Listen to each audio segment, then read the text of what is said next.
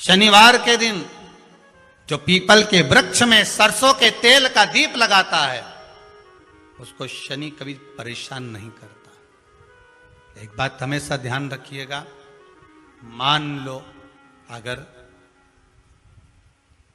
कोई भारी रोग ऐसा शनि महाराज के कारण हो गया हो, अच्छे काम करते करते उल्टे हो रहे हैं, होते हैं किसी किसी के साथ में, विपरीत परिस्थितियां आ जाती है, अच्छा करने जाओ बुरा हो जाता है, अच्छा कर्म करने जाओ बुरा हो जाता है। तो पीपल के वृक्ष की जो छाल होती है, छाल देखिए, पीपल के वृक्ष में जो छाल लगी होती है, उस छाल को घिसकर चंदन बनाकर भगवान शंकर का स्नान कराकर, अभिषेक कराकर, पूजन कराकर, पूजन कराने के बाद में पिपलेश्वर महादेव का नाम लेकर, कौन से महादेव? पिपलेश्वर महादेव का नाम लेकर वो जो घिसी हुई छाल होती है उस छाल का तिलक भगवान शंकर को लगा लो और उसी का थोड़ा सा भाग अपने कंठ पर, मस्तक पर लगाना प्रारंभ कर दो। धीरे धीरे जो विपरीत दशा है वो सुधरना प्रारंभ हो जाती है। पर नाम याद रखना, पिपलेश्वर। जब किसी भी अष्टमी तिथि को 12 महीने में शुक्ल पक्ष कृष्ण पक्ष की अष्टमी तिथि पड़ती है, यदि किसी भी अष्टमी तिथि को अगर किसी ने नियम बनाया 5 अष्टमी का, 8 अष्टमी का, 7 अष्टमी का, एक कनेर का पुष्प शिव जी के शिवलिंग को समर्पित करना, अशोक सुंदरी के स्पर्श करना, और जो जलाधारी होती है, जैसे ये शिवलिंग है, ये जलाधारी है, तो पहले शिवलिंग पर स्पर्श, फिर अशोक सुंदरी का स्पर्श, फिर जलाधारी पर कनेर का पुष्प शिव जी की ओर मुख कर कर, अर्थात जैसे मानो ये कनेर का पुष्प है तो ऐसा शिवलिंग का स्पर्श करते हुए जलाधारी पर जो समर्पित करता है, भगवान शंकर उसके मन की कामना को पूर्ण जरूर करते हैं। एक कनेर का पुष्प। और कोई कोई माताएं कह देती हैं, कोई बच्चा कह देता है, मम्मी मुझे याद नहीं होता, याद करता हूं परीक्षा हॉल में जाकर भूल जाता हूं, मैं कुछ पढ़ता हूं बाद में जाके भूल जाता हूं, स्मरण में नहीं रहता। तो उनसे भी निवेदन है, आप मां नील पाठ नहीं पढ़ सकते, स्तोत्र नहीं कर सकते, संस्कृत में नहीं पढ़ सकते, तो मां नील सरस्वती के नाम से अष्टमी, नवमी और चतुर्दशी के दिन एक शंख पुष्पी पुष्प को, नीला कलर का जो फूल होता है, बेल में लगा होता है, जो शिव जी को अति प्रिय होता है, उस पुष्प को आप जलाधारी पर रख दीजिए। जलाधारी जानते हो ना सब लोग, शिवलिंग पर नहीं, जलाधारी पर रख दीजिए और जल चढ़ाना 7 बार प्रारंभ करिए। बाबा देव अधिदेव महादेव आपको याददाश्तता में प्रवर करेगा। परीक्षा हॉल में जितना तुम याद कर कर गए हो, अच्छी मेहनत कर कर गए हो, तो भूलोगे नहीं, तुम्हारी बुद्धि तीव्र होती चली जाए, प्रबल होती। विवाह नहीं हो रहा, हम तो टेंशन में पड़ गए, लड़की 28 साल 30 साल का लड़का हो गया, विवाह नहीं हो रहा, कुछ मत करो। अष्टमी तिथि आए तो अशोक सुंदरी वाली जो जगह है वहां पर हल्दी की 7 बिंदियां लगा दो, लड़का लड़की का हाथ उस बिंदी पर रखवा दो, उसका नाम गोत्र बोलो, उसी हल्दी में उसके हाथ पीला करवा दो और पीपल के पेड़ पर उस हाथ के 5 छापे पड़वा दो। 3 महीने में विवाह पक्का हो जाता है महाराज। किसी भी अष्टमी पर 1 बेलपत्र, 3 शमी पत्र, आप कभी दिल से, कभी मौका मिले हृदय से अशोक सुंदरी वाली जगह का स्पर्श कर कर भगवान शंकर के शिवलिंग पर एक बार समर्पित कर कर देखना, और दूसरे वर्ष इंतजार करना कि तुम अष्टमी के दिन बाबा को शमी पत्र बेलपत्र दिया था, क्या बाबा ने तेरे घर में धन और वैभव दिया कि नहीं दिया? जो स्थिति में गाड़ी चल रही थी वो स्थिति की गाड़ी तेरी पार हुई कि ना हुई?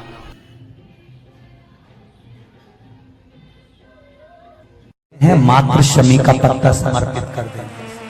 भले महीने में 2 बार चढ़ाओ, हफ्ते में 1 बार चढ़ाओ, तुम्हारा मन पड़े तो हफ्ते में 2 बार चढ़ाओ। ज्यादा बीमारी है, शमी का पत्ता एक शिवजी के शिवलिंग पर, और एक पत्ता जहां से पानी बहकर नीचे गिरता है ना, जलाधारी में से शिवजी पे जल चढ़ाया, जैसे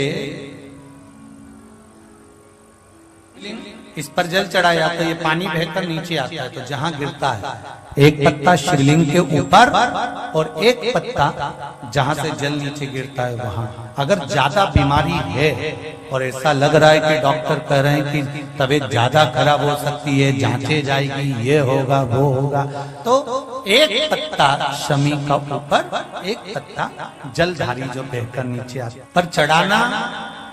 शमी का पत्र रोग मुक्ति के लिए जब चढ़ाया जाता है तो भगवान शंकर का अवधूतेश्वर महादेव का नाम लेकर चढ़ाया जाता है।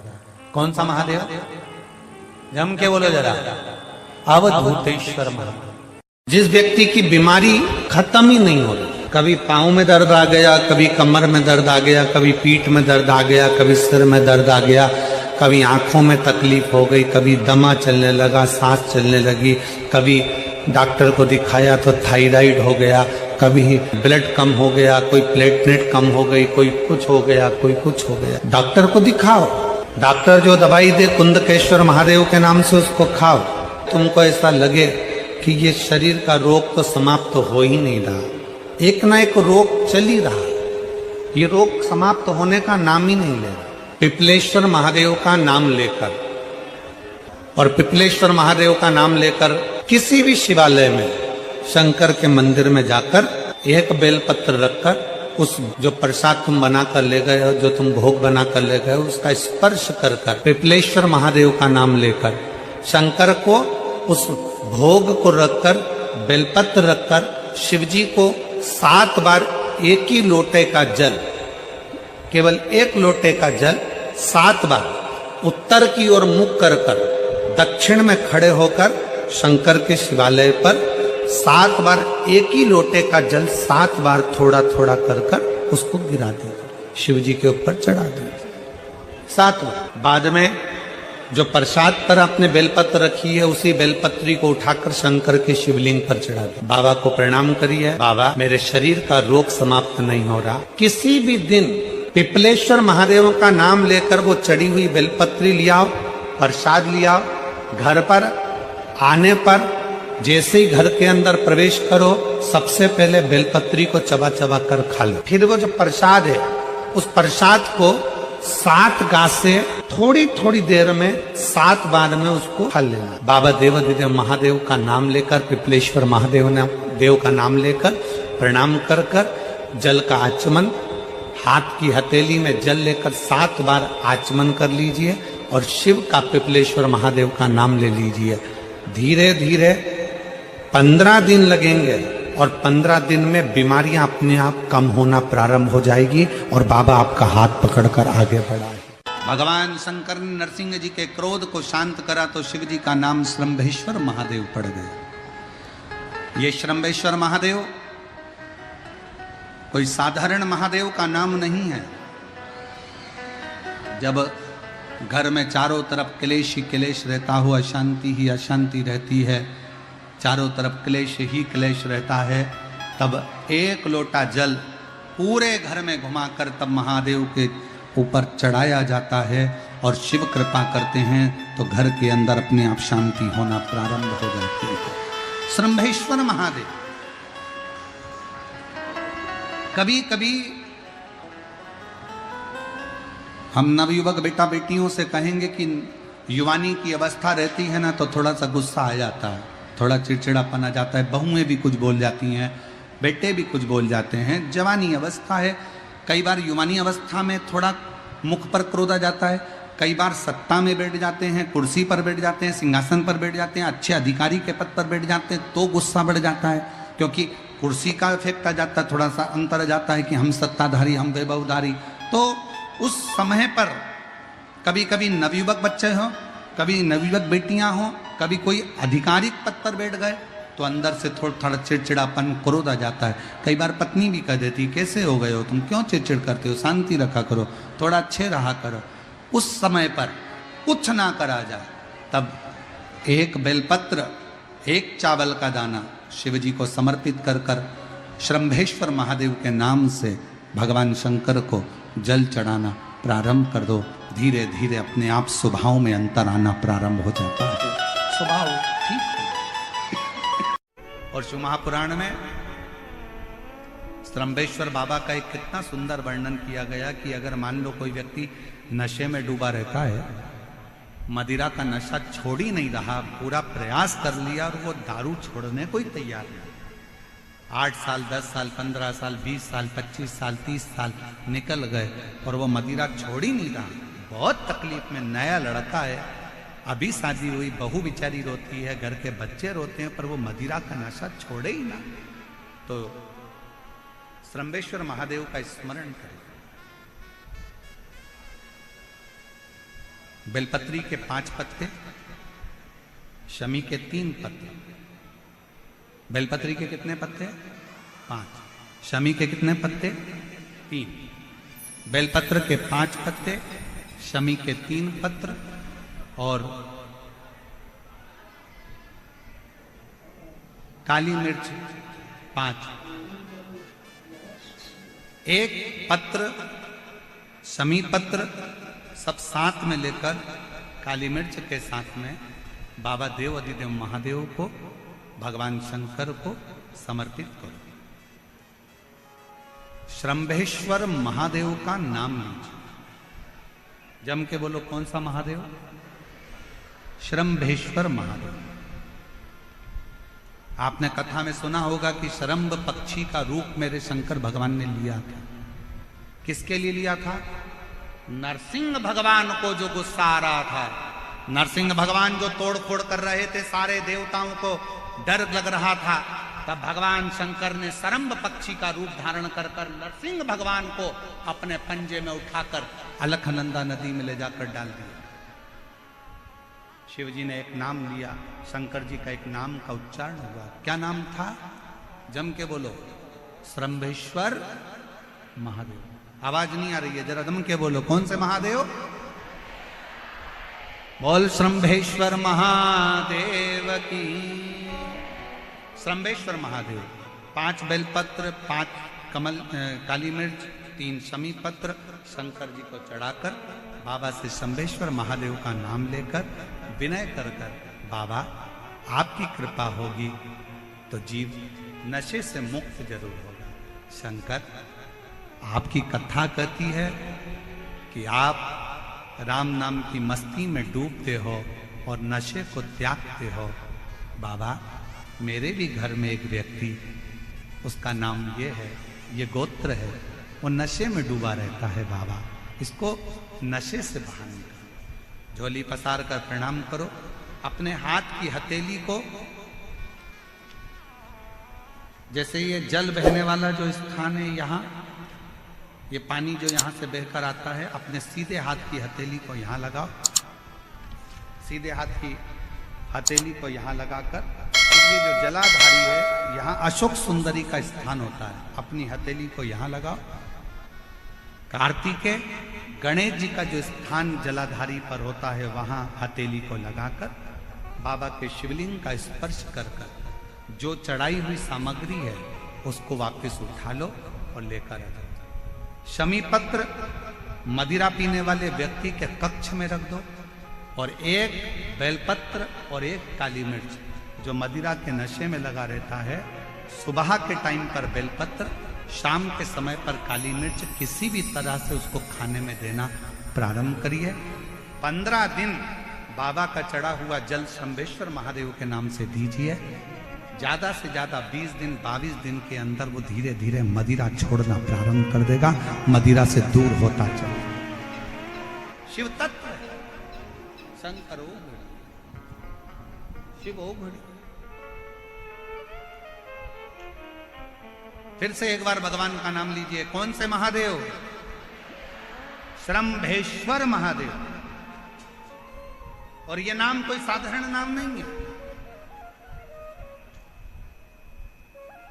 कितना भी घर में झगड़ा हो रहा हो, भाई भाई का झगड़ा हो, रिश्तेदारों का झगड़ा हो, कोर्ट कचहरी चल रही हो, अगर आप तकलीफ में हैं तो एक लोटा जल श्रम्भेश्वर महादेव के नाम से शिव जी पे चढ़ाओ। धीरे धीरे धीरे धीरे अंतर। कोई कोमा में पड़ा है, व्हीलचेयर पर पड़ा है, हॉस्पिटल में पड़ा है, डॉक्टर ने कह दिया कि अब भगवान के ऊपर है, हमने सारी दवाइयां दे दी, गोलियां दे दी, सारा इलाज कर लिया, अब ये उठेगा नहीं उठेगा, चलेगा नहीं चलेगा, आगे बढ़ेगा नहीं बढ़ेगा, इसकी जवाबदारी हमारे पास नहीं है। उस समय पर केवल ध्यान देना, अशोक सुंदरी, गणेश जी, कार्तिकेय वाले स्थान पर एक एक चावल का दाना 3 रखो। अगर पी ले तो ठीक है, नहीं पी सकता उसके शरीर पर उस जल को लगाना रोज प्रारंभ करो। धीरे धीरे वो कोमा से भी बाहर निकलेगा, शरीर भी चलेगा और वो आगे बढ़ना प्रारंभ करेगा। श्रंभेश्वर महादेव के नाम मात्र में इतना बल होता है कि श्रंभेश्वर महादेव की यहां तक शिवपुराण कहती है कि जब जब श्रंभेश्वर महादेव की कथा आए और दिल से अगर आपने सुना है तो व्यक्ति रोग से, दुख से निवारण होता ही है। वो श्रंभेश्वर महादेव, श्रंभेश्वर। क्यों शिव महापुराण की कथा में लोग इतने तकलीफ है, बीमार हैं तो भी शंकर की कथा में क्यों जाते? इतना धूप है, गर्मी है, फिर भी लोग जाते, बीमार लोग भी पहुंचते, क्यों पहुंचते? उसका कारण है किसी भी तरह से शंकर की कोई कथा हमारे श्रवण शक्ति में जाएगी और वो हमें शक्ति प्रदान करेगी, क्योंकि उसका नाम महामृत्युंजय है। वो मृत्यु को भी जीत सकता है तो आराम जरूर दे सकता है, वो शिव है।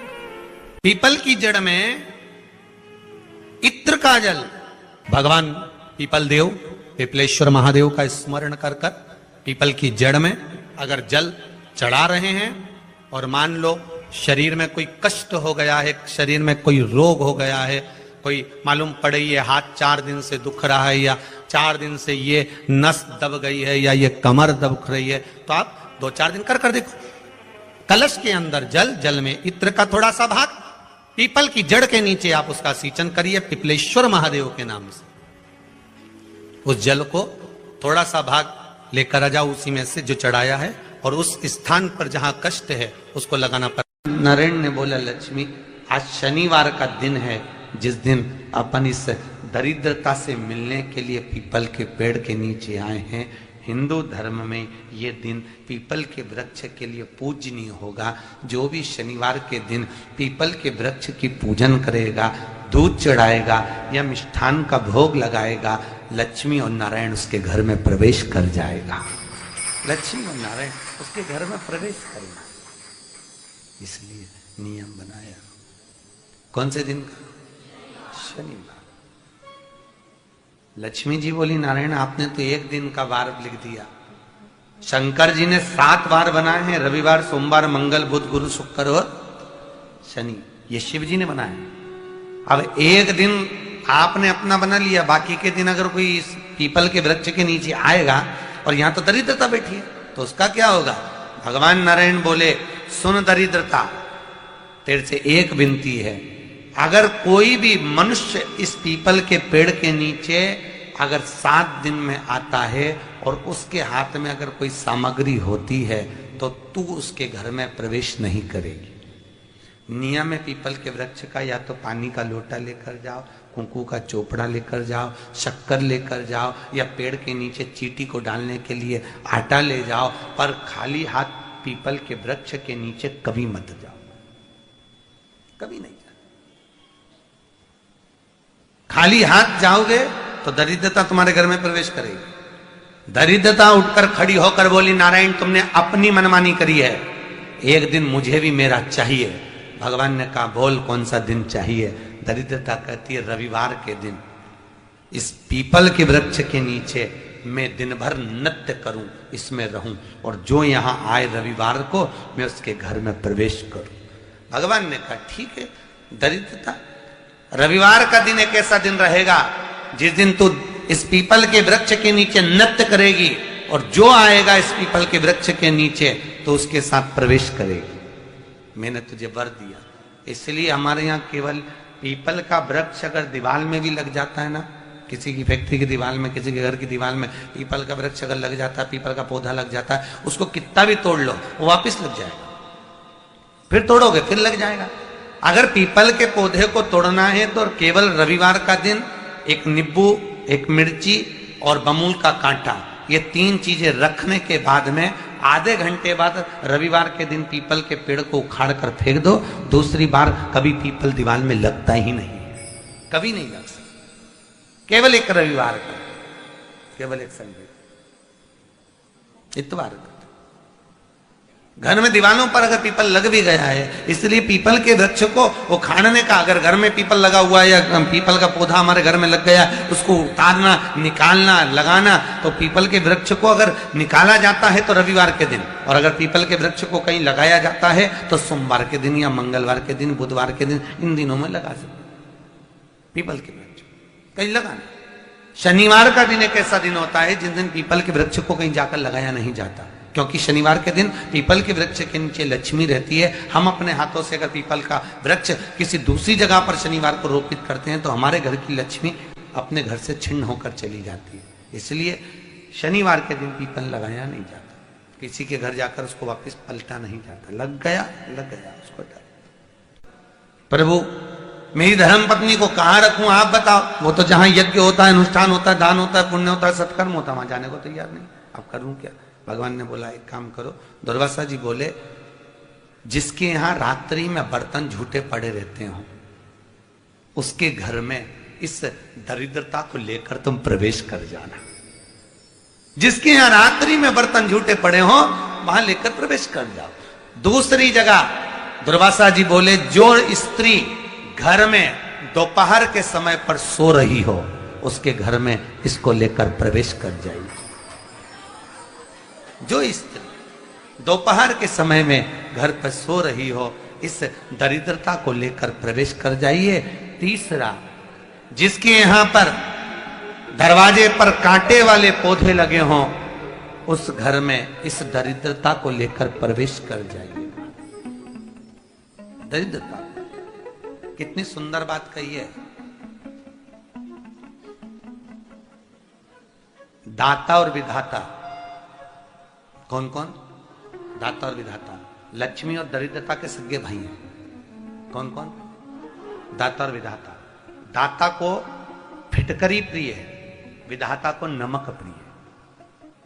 ये दोनों हमेशा लक्ष्मी को और दरिद्रता को दोनों को समझाते थे, दोनों में प्रेम बढ़ाते थे। आज भी हिंदू धर्म की रीति है। यहां तो ठीक है, जिसके यहां पर भी अगर थोड़ी सी भी परेशानी होती है, थोड़ा सा क्लेश होता है, अशांति होती है, लक्ष्मी नहीं टिक रही हो, काम नहीं बन रहे हो, बहुत प्रयास करा जा रहा हो और हमारा कार्य नहीं होता, तो क्या करते हैं? फिटकरी और नमक को पानी में डाल देते हैं और घर में पोछा लगा देते हैं। आप लोगों ने आजकल फेसबुक पे भी पढ़ा होगा, व्हाट्सएप पे भी पढ़ा होगा। तो क्यों लिखा उसमें? उसका कारण ही केवल रहता है कि दाता और विधाता की प्रियता उसमें। माता ख्याति के जो 4 बच्चे हुए उसमें जो 2 लड़के हैं दाता और विधाता, उसकी प्रियता उसकी पूर्णता उस। अब दुर्वासा जी बोले अपनी धर्म पत्नी को वहां लेकर, जहां कांटेदार पौधे लगे हों वहां पर लेकर प्रवेश कर जाइए। कांटेदार पौधों में उस दरिद्रता का निवास हो गया। कितना विचित्र कथा यहां वर्णन करी है। श्रीमद् भागवत के अंतर्गत जो वर्णन किया कि मृत्यु निश्चित है। काशी में जो शिव जी की स्थापना कौन ने करी? काशी में जो शंकर भगवान बैठे उनकी स्थापना करी थी शनि महाराज। किसने करी थी? शनि महाराज ने। क्योंकि भगवान शनि महाराज को उनकी माता के द्वारा श्रापित हो गए और शनि महाराज कांपने लगे। शनि महाराज कांपते कांपते मैं जाऊं तो जाऊं कहां, करूं तो करूं क्या? महाराज शनि महाराज दौड़े और दौड़कर भगवान भोलेनाथ के पास पहुंचे। हे शंकर, त्रिकालदर्शी, कैलाशी, अविनाशी, कृपा करिए बाबा भोलेनाथ, कृपा करो। क्योंकि दुनिया में 33 करोड़ देवी देवता हैं जिनको शनि लग सकता है, केवल एक किसको छोड़कर? शिव को छोड़कर। राम जी को शनि लगा तो 14 वर्ष वनवास चले गए। कृष्ण को शनि लगा तो मथुरा छोड़कर द्वारका चले गए। शनि लगा। हनुमान जी को शनि लगा तो गुफा में बैठकर राम राम जपना पड़ा। शनि सबको लगता है। केवल शनि नहीं लगता तो एक मेरे महादेव को, मेरे भोले बाबा को नहीं लगता। शंकर के पास में शनि आ गए, शनि ने आकर कहा भोलेनाथ कृपा करिए बाबा, मैं बड़ा कष्ट में हूं, मैं करूं क्या? बाबा भोलेनाथ ने कहा जा गंगा जी के तट पर काशी में जाकर एक शिवलिंग की स्थापना कर, उसकी आराधना कर और तेरा शरीर ठीक हो जाएगा, कष्ट नहीं भोगेगा। शनि महाराज ने काशी में जाकर शिव जी की स्थापना करी। आज भी नियम है, जिसको शनि लग जाता है एक काजल की डिब्बी ले लो और काजल की डिब्बी को 21 बार उतार कर उसको एकांत में जाकर, जंगल आदि में एकांत में किसी पेड़ के नीचे इतना सा खड्डा खोद कर उसमें काजल की डिब्बी को डाल दो और मिट्टी से पूर दो, उस व्यक्ति का शनि समाप्त हो जाता है। काशी विश्वनाथ का नाम लेकर काजल की डिब्बी को 21 बार उतार कर अगर काशी विश्वनाथ का नाम लेकर शनि वाले व्यक्ति को अगर पेड़ के नीचे दबा दे, शनि समाप्त, शनि उसको परेशान नहीं कर सकता। काशी कितनी मूलता, शिव सागर